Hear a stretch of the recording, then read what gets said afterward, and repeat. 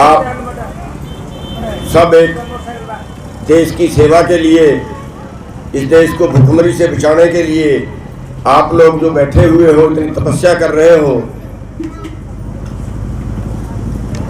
समझ में आता है कि जो लोग, जो महात्मा जंगल में जाके तपस्या करते हैं, आपकी तपस्या उससे कम नहीं है। आज हमारा देश की हालत ये है, एक आदमी की आमदन 30 रुपए प्रति व्यक्ति एक दिन की, और ये बहुत बड़ी आबादी है जिसकी आमदन केवल एक दिन की 30 रुपए। दूसरी तरफ इसी देश में एक परिवार की एक दिन की आमदन 2150 करोड़। और अभी जो नीतियां बढ़ रही हैं वो सबसे निचला जो आदमी है उसको लूटने की बन रही है। अभी जो ताजा आंकड़े हमारे सामने आए वो ये है कि 97% लोगों की आमदन कम हुई है और 3% लोगों की आमदन बढ़ी है। इसलिए हम कहते हैं कि ये धर्म युद्ध है, ये किसान आंदोलन नहीं, ये धर्म युद्ध है, ये जन आंदोलन है। इसमें क्या हमारे मजदूर भाई, क्या हमारे किसान भाई, क्या हमारे व्यापारी भाई, ये सबका आंदोलन है और सबको लगना भी चाहिए। अगर 97% लोग एक तरफ हो जाएं और 3% लोग एक तरफ रहें, तब ये आंदोलन जीता जाएगा। हम जो अपने धर्म की लड़ाइयों में, जाति की लड़ाइयों में, बीजेपी तो करेगी। अभी कौन साहब बता के हटे हैं, अभी एक और घटना चल रही है, एक ऑस्ट्रेलिया के अंदर कोई लड़का जेल में है, उसके नाम पे यहाँ पे हिंदू और सिख का आंदोलन खड़ा कर दिया गया। रोज प्रदर्शन हो रहे हैं करनाल में कि हिंदू सिख का वहां चला था, हिंदू सिख का यहाँ, और वहां है नहीं। सफेद झूठा उसको बनाया गया, सफेद झूठा वो प्रचार कर रहे हैं, लेकिन बना रहे हैं। एक क्राइम कोई हो जाता है उसको आंदोलन का क्राइम दिखा देते हैं, आंदोलन को तोड़ने के लिए। साथियों, आज हमें इन सब चीजों से दूर रहने की जरूरत है और हमें सबने मिलकर एक बड़ा आंदोलन इसको आगे बढ़ाने की जरूरत है। जैसे चुनाव की बात है, आखिरी सौदा इनका क्या होता है, आखिरी सौदा इनका चुनाव होता है, उससे डरते हैं।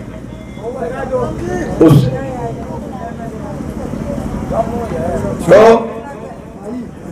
इनके साथ तो इस बार ऐसा कर दो कि जो बीजेपी के नाम से, जेजेपी के नाम से वोट मांगने भी आए, पंचायतें करके इनका बहिष्कार कर दो।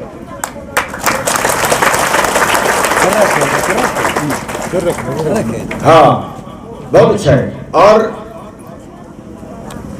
जो आगे उम्मीदवार उतारने हैं वो भी आप पंचायती उम्मीदवार उतारो, बाहर में जाइए पार्टी में।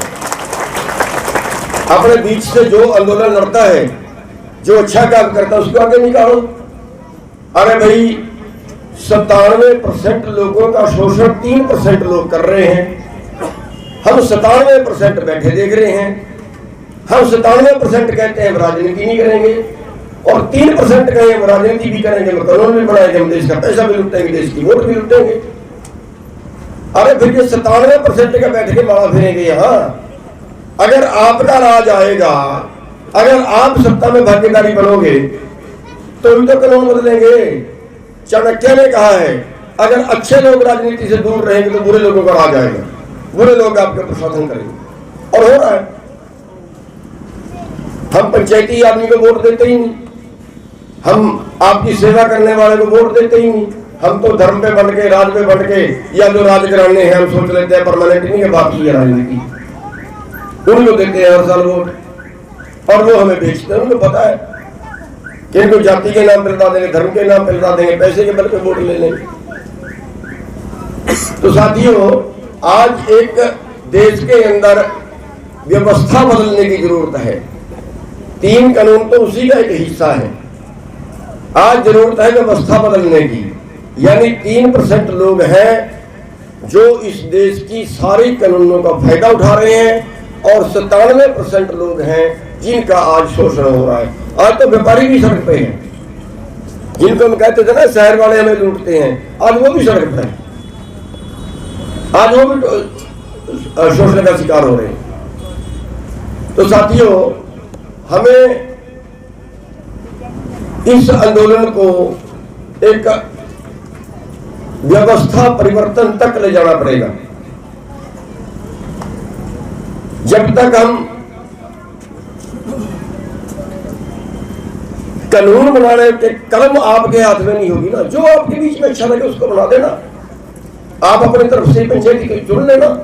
हम मरे इसलिए हैं कि जब कभी किसान यूनियन बनी थी ना, तब एक लाइन लिख दी गई कि किसान यूनियन अराजनीतिक रहेगी, और आज तक अराजनीतिक है। और जब तक आप देखिए, नीसन कांड में बंदे मरे, नीसन कांड हुआ किसान आंदोलन में, गोलियां चली, हमारे 2 लोग मारे गए, उसका फायदा किसको हुआ? उसके बाद कादमा कांड हुआ, उसमें शायद 4 आदमी मारे गए, फायदा किसको हुआ? भजन लाल की सरकार गई, बंसी लाल की आ गई। आंदोलन किसानों ने किया, आदमी किसानों के मरे, सरकार बंसी लाल की आ गई। फिर बंसी लाल ने 17 मार दिए, 5 किसान मरे, गोलियों से भून दिए। आदमी हमारे मरे, सरकार चौटाला की आ गई।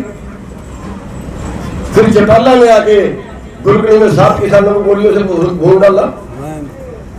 1700 गोली चली कंडेला के अंदर।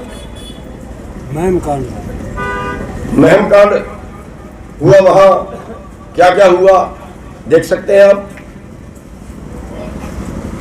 फायदा किसको हुआ? फायदा हुआ हो गया हुड्डा को। आपके पक्ष में कि कौन से ने कानून बना दिया भाई?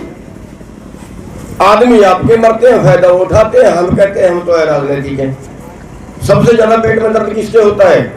जो राजनेता जो राजनीतिक पार्टियां हैं ना, उनके जो चेले हैं वो सबसे पहले हमारे खिलाफ बोलते हैं।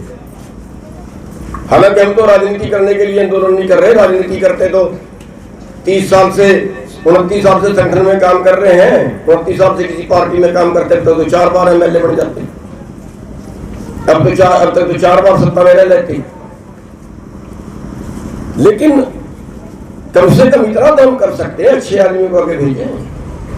तो चलो खैर, आज का मुद्दा राजनीति नहीं है, तो हम थोड़ी सी अपना शायद दिशा भटक रहे हैं। लेकिन एक चीज है कि आप लोगों को ये आंदोलन जो है, इस वहां उस स्तर तक ये ले जाना पड़ेगा कि आगे के लिए 50 साल तक हमें दोबारा आंदोलन ना करना पड़े। इतना सुधार इस आंदोलन से मैं एक बार नहीं करवा। तो साथियों, बस हम ज्यादा ना कहते हुए, एक गाने वाला भाई जो था, इसकी बात से याद आ गई। इसने कहा रंडों को भगाओ संसद से। देखिए भाई, अब मेरे को नहीं पता आप कांग्रेस को कह रहे हैं, मेरे को नहीं पता आप बीजेपी को कह रहे हैं। ये बीजेपी को देख के बीजेपी तो रंडे पर आ गया। उन्हें बेचारे राहुल गांधी ने भी शादी नहीं कराई। राहुल गांधी ने इसलिए शादी नहीं करवाई कि अगर वो चल कर रंडे पर आ जाएगा। अब आप उसका भी खोल दो, बेचारा वो तो रहेगा तुम्हारा। अब या तो उसको बोलो भैया शादी करा ले, रंडा तो लड़ा है, राज तो तेरा नहीं आगे।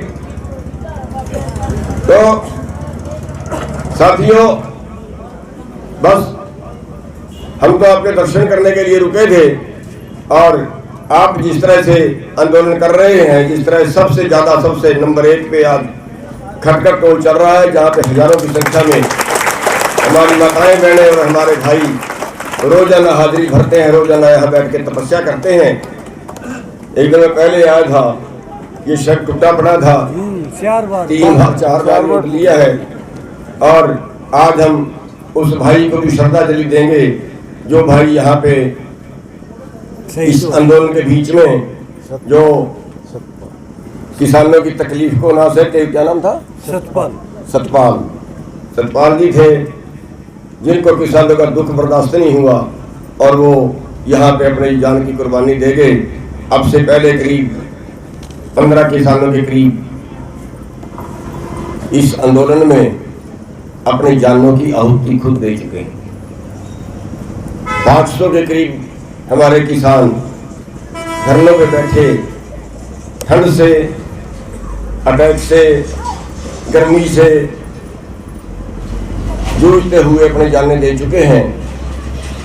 और बीजेपी की सरकार अभी भी कहती है कि आंदोलन में गलत लोग शामिल हैं।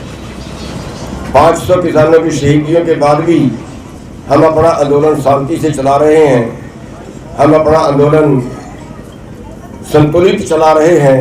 ये आप लोगों की शाबाशी है, ये जो हमारे किसान भाई हैं, ये उनकी सहनशीलता का एक बड़ा प्रतीक है। तो साथियों, एक बार आपको फिर धन्यवाद देते हैं और उम्मीद करते हैं कि आप इस आंदोलन को और दिन दुगनी रात चौगुनी स्पीड से आगे बढ़ाते रहोगे। आप सब